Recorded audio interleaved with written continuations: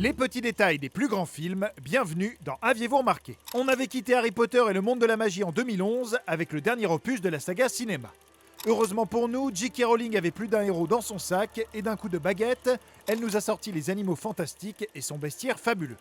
Un retour chez les sorciers qui est forcément plein de petits détails et secrets, et de spoilers bien sûr. Si les animaux fantastiques se déroulent chronologiquement bien avant les aventures d'Harry, Ron et Hermione, ils les référencent allègrement. D'abord, le héros de l'histoire, Norbert Dragono, ou Newt Scamander en anglais, n'est pas inconnu des fans, puisqu'en plus d'être un fameux magizoologiste, il apparaissait déjà sur la carte du maraudeur dans Harry Potter et le prisonnier d'Azkaban ici. Et ce n'est pas tout, quelques notes du thème musical d'Edwige peuvent être entendues lors du générique d'ouverture. On s'est aperçu que l'image de Poudlard visible dans le Daily Prophet au début sort tout droit de Harry Potter et l'Ordre du Phénix. Et on aura tous tilté en entendant le nom d'Albus Dumbledore, cité par Graves dans cette scène d'interrogatoire. Le fameux sorcier devrait même apparaître dans le prochain film sous les traits de Jude Law. On aura de plus aperçu dans la valise de Norbert cette écharpe aux couleurs de Gryffondor, sa maison à Poudlard, ou cette référence au Quidditch lorsque Marilou lui demande en anglais s'il est un seeker, ce à quoi il répond qu'il est plutôt un chaser, clin d'œil à deux postes dans le célèbre sport des sorciers. Les fameux animaux fantastiques du titre présentent aussi quelques détails sur lesquels il convient de s'arrêter.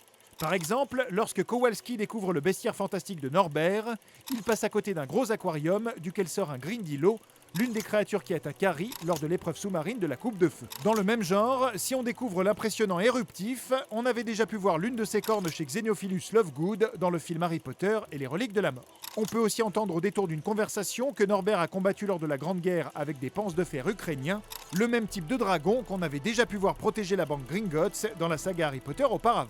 On aura également reconnu le pendentif que Percival Graves donne à Croyance, arborant le symbole des reliques de la mort, élément central de la saga Harry Potter, et qui était déjà visible dans sa poche lors de la scène de l'interrogatoire ici, quand le nom de Leta Lestrange, personnage mystérieux et visible en photo dans le film ici, rappelle bien sûr Bellatrix Lestrange, bras droit le plus féroce de Voldemort dans les autres films de la saga. Et ce n'est pas fini. Lors de cette scène à la banque, on peut voir que le prénom de Kowalski commence par un J, comme inscrit sur la devanture de sa boulangerie, ce qui lui donne les mêmes initiales que l'auteur de Harry Potter, J.K. Rowling.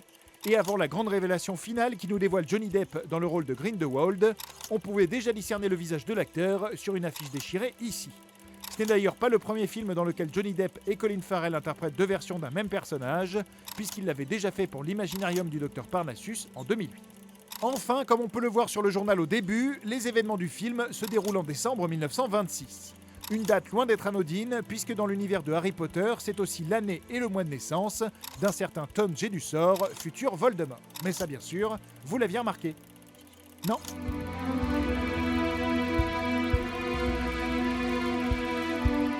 Retrouvez ce film à regarder chez vous sur notre nouvelle application Allocinéum, disponible sur smartphone et tablette.